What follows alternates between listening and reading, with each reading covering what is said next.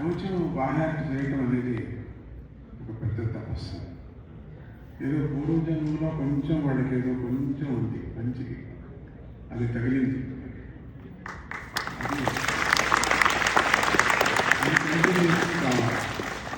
పెరుగుతూ ఈ ప్రపంచంలో పడిపోతే, కాలేజీలో పడిపోయి, ఆ చదువుల్లో పడిపోయి, బ్యాడ్ ఫ్రెండ్స్తో పడిపోయి, బ్యాడ్ కంపెనీతో పడిపోయి వాళ్ళు అన్నీ నాశనం అయిపోయి అట్లనే కంటిన్యూ చేశారనుకోండి, జీవితంలో అంతకన్నా వేరే తపస్సు లేదు. Wonderful, very powerful Mantra and కవచ మంత్ర. And be careful for your steady key also. Be careful. Bad friends and computers, telephone.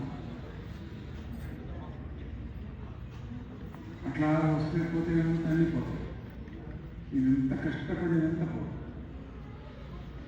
ఎంతో పుణ్యం ఉంటాయి కానీ, ఎంతో మెరిట్ ఉంటాయి కానీ, you can't achieve like this. You achieve. And అసలు బాహ్యాటెడ్ కవచం is very not easy. It's big task. Your parents and you also you get a good merit. That's last step. So you please continue such a mantra, Kavcha mantra. After that, in the future, you go and read Bhagavatam and Mahabharata. Then you understand about this Kavcha energy, Kavacham energy. Who gave, how, pronunciation, who gave this mantra to who get for merit resolutions. ఎవరికి ఇచ్చారు? ఆ ఋషులు ఎట్లా merit తీసుకున్నారు? చాలా అద్భుతమైన, చాలా అసలు మామూలుగా ఉండేవాడు కూడా ఈ కవచం చెప్పలేదు. అది ఈ కవచం అనేది,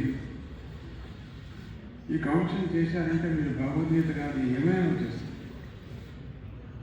ఒక్క పని కవచం ఉంది నోటికి వచ్చిందంటే అస్సలు ఏదైనా చెప్పాలి. ఎంత కఠినమైన మంత్రం కూడా చెప్పాలి, అంత ఎనర్జీ వస్తుంది. కానీ కీప్ దాన్ని కంటిన్యూ చేయాలి. ఇంట్లో ఆర్గ్యుమెంట్స్ చేసేది, అమ్మతో పోట్లాడేది, నాన్నతో పోట్లాడేది, కంప్యూటర్లో ఫోన్లో ఉండేది, బ్యాడ్ ఫ్రెండ్స్ని పెట్టుకునేది, ఎక్స్కర్షన్కి అంతా వెళ్ళేది, నాశనం అయిపోతుంది. ఏదేదో ఫుడ్ తినేది, అన్ని కంట్రోల్గా ఉంటుంది. అప్పుడే మీకు జీవితం సార్థకం. నెక్స్ట్ మంచి ఉద్యోగం దొరుకుతుంది, మంచి పాఠం దొరుకుతుంది, లేకపోతే గాడితో చెప్పదు. పెళ్ళే కావాలనేది ప్రపంచం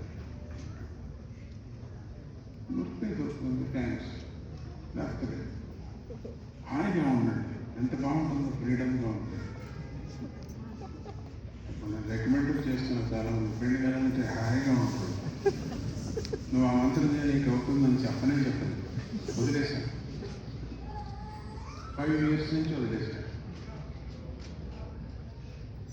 నిజంగా వదిలేశాను. మేము మా కాలేజ్ నుండి మళ్ళీ మంచి పని అండి,